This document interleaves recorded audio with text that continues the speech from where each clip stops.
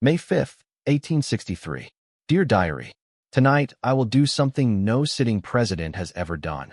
Cross into enemy territory to meet with the man sworn to destroy the Union I'm sworn to preserve. Jefferson Davis and I are enemies in every possible way, yet we must become allies to survive the next 10 days. The telegram we'd sent to Davis warning him of the assassination plot had received an unexpected response. Not through official channels, but through a coded message delivered by one of Harrison's organization contacts who worked both sides. Davis's message was brief. If Lincoln has proof, I will listen. But he must come to Richmond. I cannot be seen as submitting to Union authority by traveling to Washington. Mary's reaction to this proposal was exactly what I'd expected: absolute refusal. Abraham, this is madness, she said, pacing our bedroom while I packed a small bag. You're talking about walking into the Confederate capital where thousands of soldiers would happily see you dead, where Davis himself might decide that capturing you is worth more than any alliance against a secret organization. It's a risk, I admitted. But Davis received the same genealogical files we did. He knows the organization has been manipulating his family line for generations, just like mine. He knows they consider him expendable. That creates common ground. Common ground built on mutual paranoia, Mary countered. What if the organization is manipulating both of you right now? What if they want you to go to Richmond so they can kill both presidents with a single strike? Would you trust Jefferson Davis in this situation? Let us know. It was a valid concern, one that had kept me awake for the past 2 nights. But the alternative was worse. If we didn't coordinate our defenses against the May 15th attacks, the organization would succeed in murdering both presidents and shattering both nations. Rose will go with me, I said. She knows Richmond better than anyone alive. Hamilton will coordinate with Stanton to monitor our route, and Harrison's faction will provide protection from organization operatives. Mary stopped pacing and looked at me with an expression I'd come to know well. She disagreed with my decision, but she understood why I had to make it. If you die in Richmond, Abraham Lincoln, I will find a way to bring you back, just so I can kill you myself for being so stupidly noble. I smiled despite the tension. I'll keep that in mind. We left Washington at midnight, traveling in an unmarked carriage with Rose as our guide. Hamilton rode ahead as a scout, while 6 of Harrison's organization members, men who'd turned against the conspiracy, surrounded us as guards. The journey to Richmond normally took days, but Rose knew smuggler routes and underground railroad paths that cut the distance. We moved through the night, avoiding Union and Confederate checkpoints alike. You understand this might not work, Rose said as we crossed into Confederate territory. Davis is complicated, prideful, principled, absolutely convinced of his cause. Even facing a common enemy, he might refuse to cooperate if he thinks it compromises Confederate sovereignty. Then I'll have to convince him that sovereignty means nothing if we're both dead and our nations are splintered into puppet states. But as we approached Richmond's outskirts at dawn, we encountered something that proved the organization was already moving against us. A Confederate patrol stopped our carriage. The officer in charge examined our papers, forged documents identifying us as cotton merchants, with obvious suspicion. These papers look official, he said slowly, but I've been instructed to watch for unusual travelers. There's been intelligence about Union spies attempting to infiltrate Richmond. Rose leaned forward, using her considerable skills of persuasion. Officer, we're simply trying to conduct business. Surely the Confederacy still allows commerce. Commerce, yes. But I have orders from Secretary of War Seddon himself. Any suspicious travelers are to be detained for questioning. My heart sank. If we were detained, we'd never reach Davis in time. Worse, if they discovered my identity, the entire mission would collapse. One of Harrison's men moved his hand toward his concealed weapon, but I shook my head slightly. Violence would only confirm we were something other than merchants. Then Rose did something brilliant. She pulled out a small card, the kind carried by high-ranking organization members for emergency situations. The card bore the organization's symbol, along with a code phrase. Perhaps, officer, you'd like to verify our credentials with your superior? Use the private channel. Tell him the phrase, prosperity through division. The officer's eyes widened slightly. He clearly recognized the phrase, or the card. Wait here, he ordered, riding off to consult with someone. Was that wise? I whispered to Rose. Now the organization knows we're here. They already knew, Rose replied. The question is whether they've infiltrated the Confederate military enough to stop us, or whether Harrison's people in Richmond can provide counterprotection. 10 tense minutes later, the officer returned with a different demeanor entirely. My apologies for the delay. You're cleared to proceed. In fact, I'm ordered to provide you with an escort to ensure your safe arrival.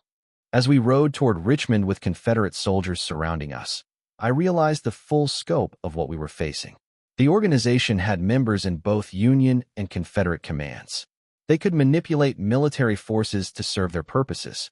Even now, I couldn't be certain whether this escort was protecting us or delivering us into a trap. Richmond appeared before us as the sun climbed higher.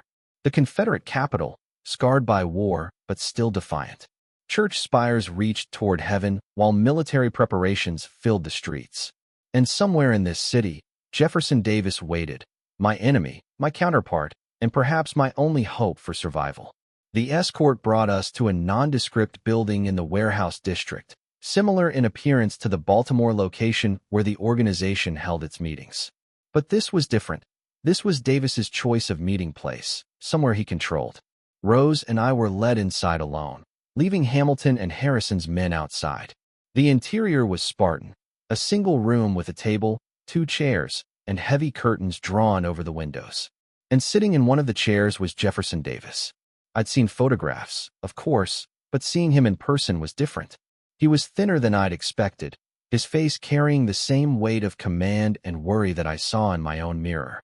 His military bearing was evident in his posture, his eyes sharp and calculating as they studied me. For a long moment, neither of us spoke. 2 presidents, 2 nations at war, meeting in secret while the world thought us mortal enemies. Mr. Lincoln, Davis said finally, his voice carrying the refined tones of Mississippi aristocracy. I must confess, I never expected to meet you under these circumstances. Nor I you, Mr. Davis.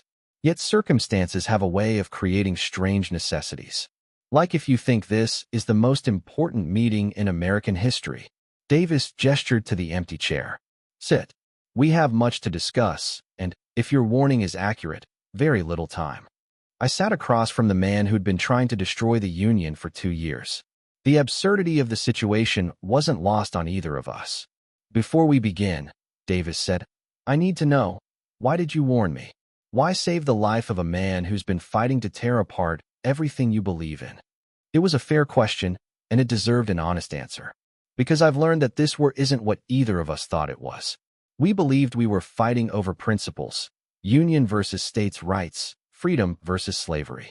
But we've both been manipulated by forces that don't care about our principles. They only care about keeping us fighting, keeping us weak, keeping us from becoming what America could be. Davis's expression remained neutral, but I saw something flicker in his eyes. The organization, the genealogical files, the centuries of manipulation. He pulled out a folder similar to the ones we'd found in the Library of Congress. I received copies of my family's files. Seeing how we've been tracked, categorized, deemed suitable for leadership positions, it's humbling and enraging in equal measure. They killed my father to accelerate my career, I said quietly. They murdered my son to destabilize my decision-making. What did they do to your family? Davis was silent for a moment. My first wife, Knox. The official story is she died of malaria. But I found records suggesting the organization ensured she contracted a particularly virulent strain because they calculated her influence on me was steering me away from political ambitions toward a simple military career. The pain in his voice was genuine. We'd both lost people we loved to the organization's machinations. They think they own us, I said. They think they can move us around like pieces on a chessboard, sacrificing whatever's convenient to achieve their goals.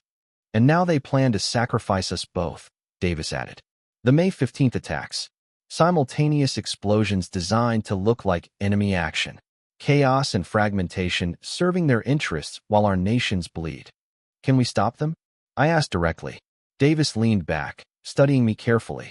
That depends. Are you willing to work with the Confederacy to defeat this organization? Are you willing to temporarily suspend hostilities, share intelligence, coordinate defensive measures? Yes, but I need the same commitment from you. You'll have it. But understand, Lincoln, this doesn't mean the Confederacy surrenders or abandons our cause. It means we recognize a greater threat that transcends our current conflict. Agreed. We can resume killing each other after we've dealt with the people trying to kill us both. The absurdity of that statement would have been funny in any other context.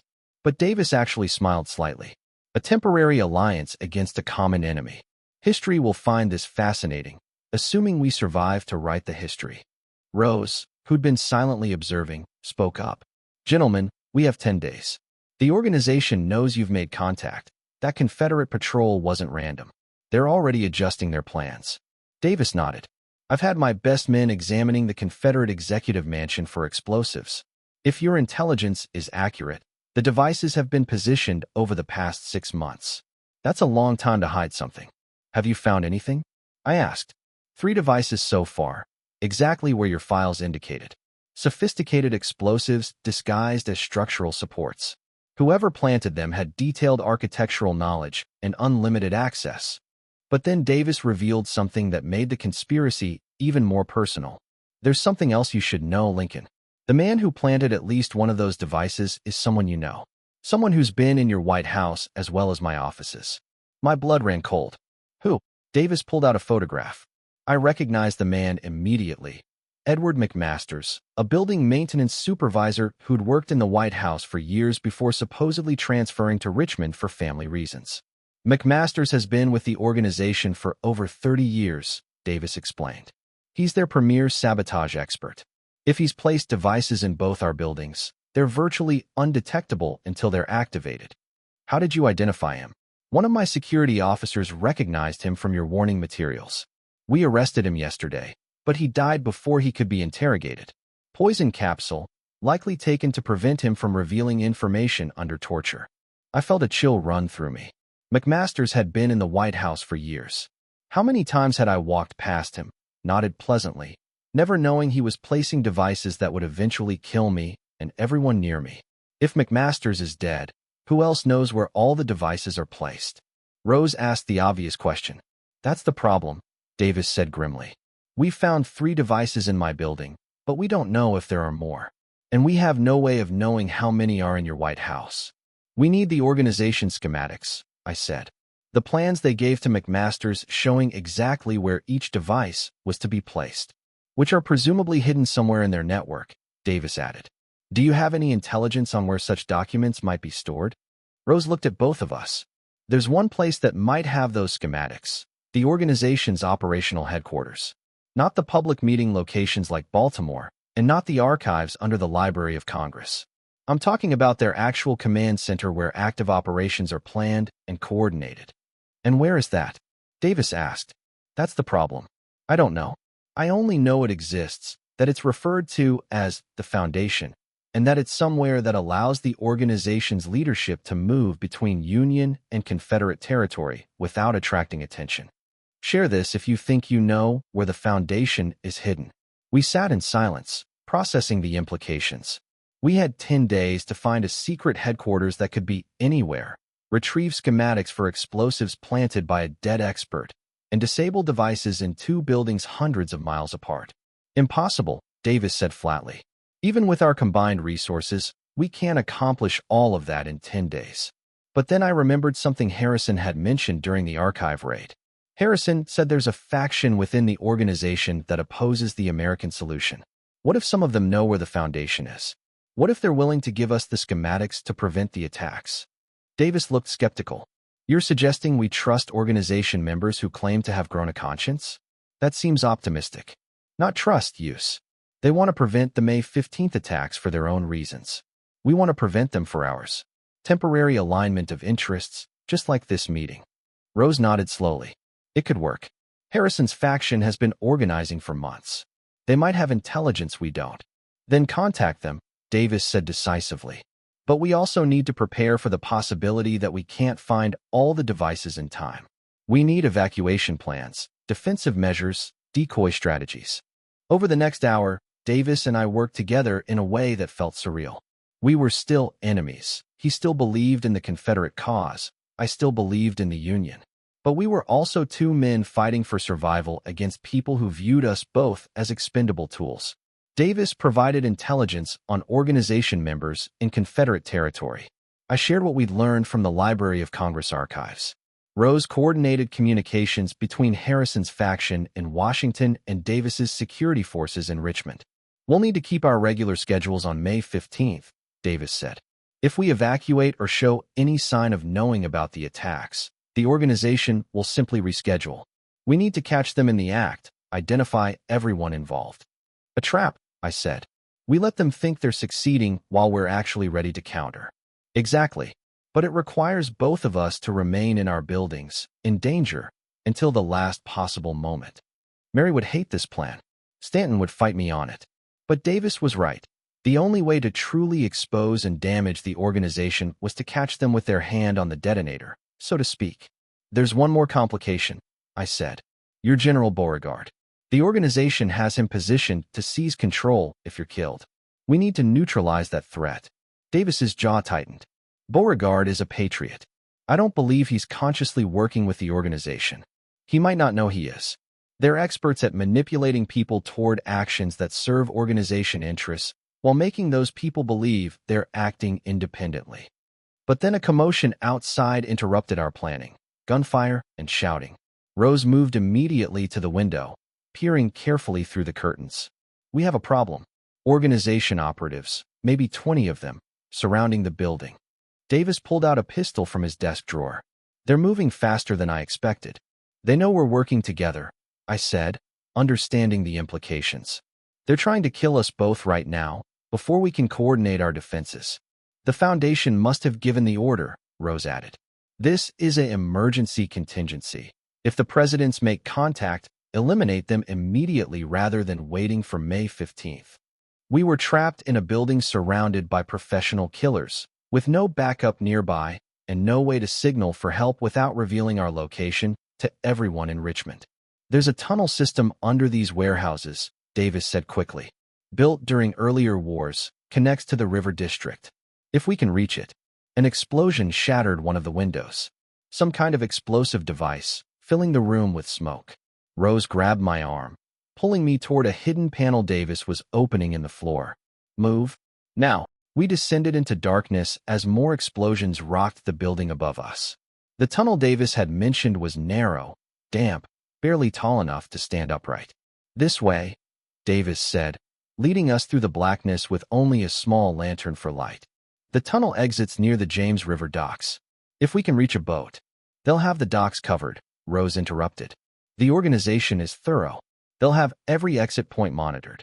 We ran through the tunnel, hearing pursuit behind us. The organization operatives had found the entrance and were following. Mr. President, a voice called from behind us. Not Davis, someone addressing me. There's no escape. Surrender, and we'll make it quick. Quick. They were offering me a quick death, as if it were a mercy. Davis extinguished the lantern, plunging us into complete darkness. Stop running, he whispered. If we keep moving, they'll hear us and follow. If we're silent and still, they might pass us. We pressed against the tunnel walls, barely breathing. I could hear footsteps approaching, multiple people moving through the darkness. Light from their torches created dancing shadows. They came this way, someone said. We'll find them at the docks. The footsteps continued past us.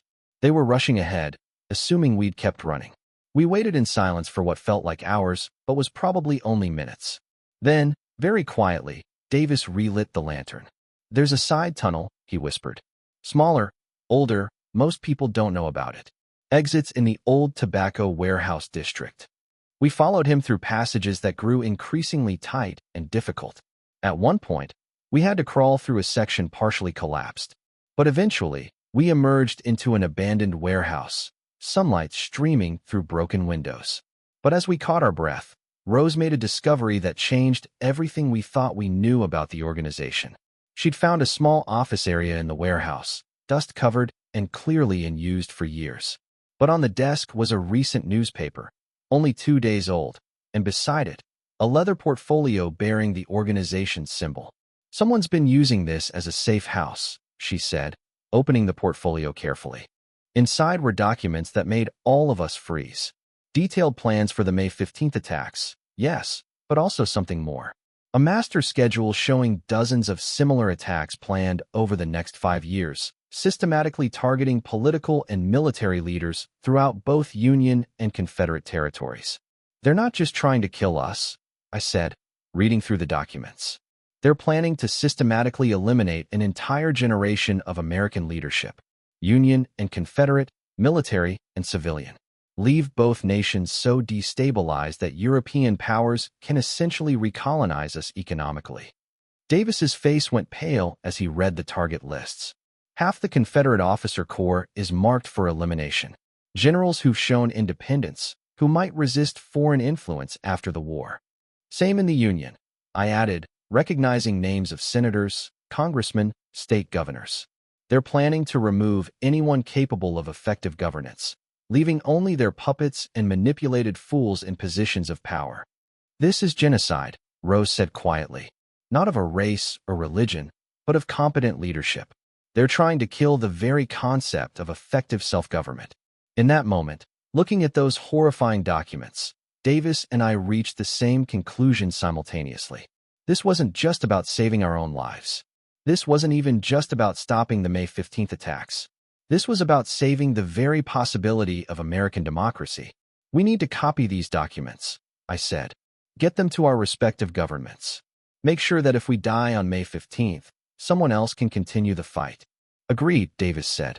But more than that, we need to use the next 10 days to position people we trust, people not on these target lists, to take over if we fall. Continuity of resistance against the organization.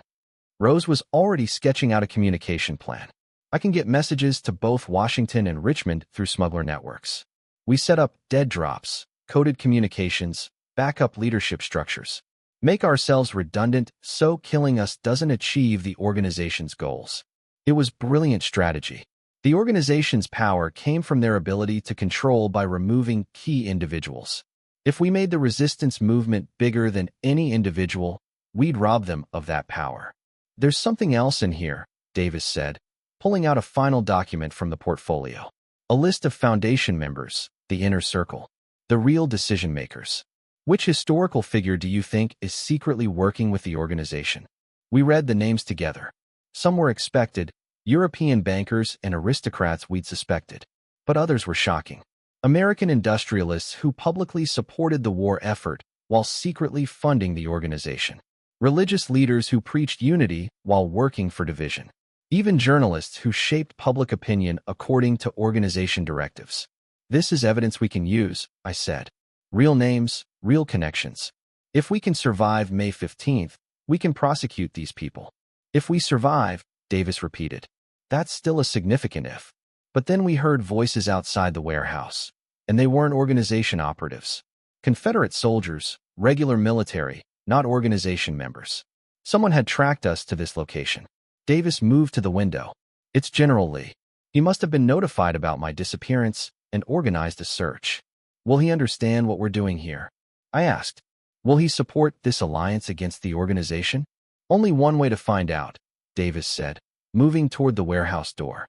Robert E. Lee entered the warehouse with several officers, his expression a mixture of concern and confusion. Then he saw me, and his hand moved instinctively toward his sidearm. Mr. President, Lee said to Davis, what is the President of the United States doing in Richmond? And why are you meeting with him in an abandoned warehouse? Davis looked at Lee, then at me, then back at Lee. This was the moment everything could collapse. If Lee didn't understand, didn't accept the reality of the organization, he might arrest me or even shoot me as an enemy infiltrator. General Lee, Davis said carefully, I'm about to tell you something that will challenge everything you believe about this war. And then I'm going to ask you to trust me, as you've always trusted me, even though what I'm asking will seem like madness.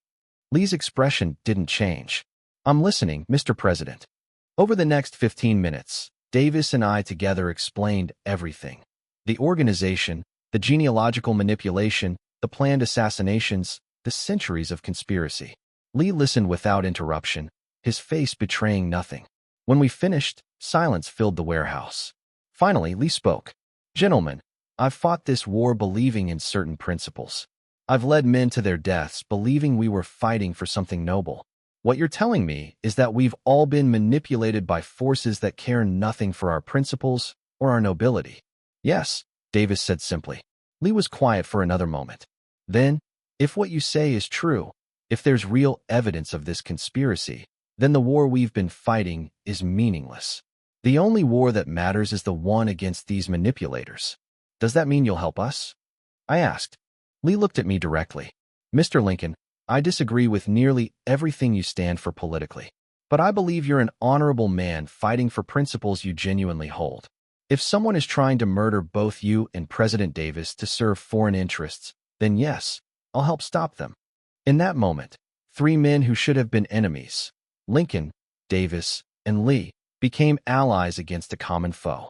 It was the alliance the organization had never anticipated, the one thing their centuries of planning hadn't accounted for. American leaders, despite their differences, recognizing a greater threat and choosing to stand together. May 6, 1863, evening. Dear Diary, I write these words on Confederate paper, in Confederate territory, with Confederate guards protecting me. The absurdity of my situation would be comical if the stakes weren't so horrifyingly high. Jefferson Davis is not what I expected. He's principled, stubborn, absolutely convinced of his cause. But he's also pragmatic enough to recognize when a greater threat supersedes our current conflict. General Lee is perhaps even more surprising. I've been fighting against his military genius for years, watching him outmaneuver our generals, win battles he should have lost. Meeting him in person, I understand why his men follow him so loyally. There's an integrity to the man, a genuine belief that he's serving a just cause. I disagree with that cause with every fiber of my being. Slavery is evil, and the Confederacy's defense of it is morally indefensible.